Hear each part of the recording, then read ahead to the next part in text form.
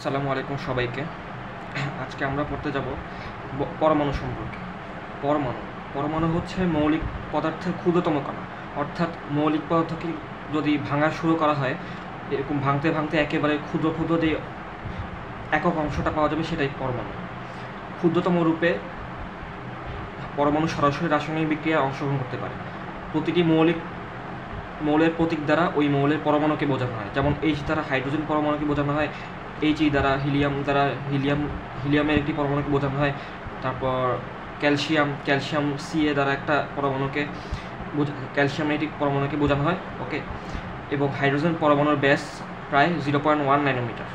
ওকে, পরমাণুকে ভাঙলে আরও আরও কিছু জিনিস পাওয়া যায়। সেগুলো হচ্ছে কিছু কণিকা পাওয়া যায়, যেমন প্রোটন, নিউট্রন, ইলেকট্রন। সেই সম্বন্ধে আমরা পরবর্তী ভিডিওতে আলোচনা করব। আসসালামু আলাইকুম।